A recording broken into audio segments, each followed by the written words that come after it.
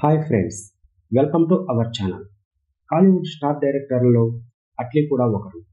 పుష్కర కాలం క్రితం రాజారాణి సినిమాతో దర్శకుడిగా కెరీర్ ప్రారంభించాడు. ఆ తర్వాత తమిళ ప్రొడ్యూసర్ కలైపులై దాను అట్లీ డైరెక్షన్లో విజయ్తో తేరీ సినిమాను నిర్మించాడు.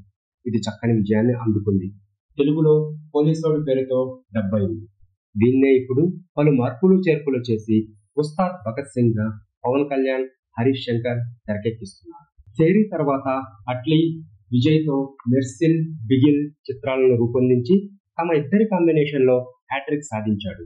సినిమాకు అట్లీ ఊహించనంత ఎత్తుకు ఎదగడం పట్ల హాలీవుడ్ వర్గాలు హర్షం వ్యక్తం చేశాయి. అట్లీతో సినిమా చేస్తే హిట్ గ్యారెంటీ అని అటు హీరోలు ఇటు నిర్మాతలు నమ్మటం మొదలైంది. అతనితో సినిమా నిర్మించడానికి ప్రొడ్యూసర్స్, నటించడానికి హీరోలు ఆసక్తి చూపుతున్న తరుణంలో అట్లీ ఊహకందని ఓ నిర్ణయం తీసుకున్నాడు.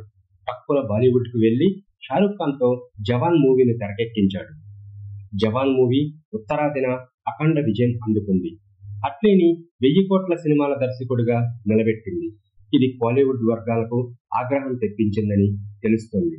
అతనితో సినిమా చేయటానికి పలువురు తమిళ హీరోలు ఆసక్తి చూపుతుంటే వారిని కాదని అట్లీ బాలీవుడ్కు వెళ్లటం, షారుఖ్ ఖాన్ హీరోగా జవాన్ చేయటం వారికి నచ్చలేదట.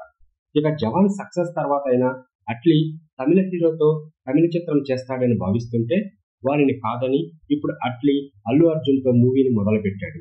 దీంతో అగ్నికి ఆజ్యం పోసినట్టయింది. నిజానికి జవాన్ తర్వాత ఓ ప్రముఖ తమిళ నిర్మాణ సంస్థ అట్లీతో మూవీ నిర్మించడానికి సిద్ధమైందట. అయితే తమిళ హీరోతోనే ఆ సినిమా చేయాలనే నిబంధన పెట్టిందట.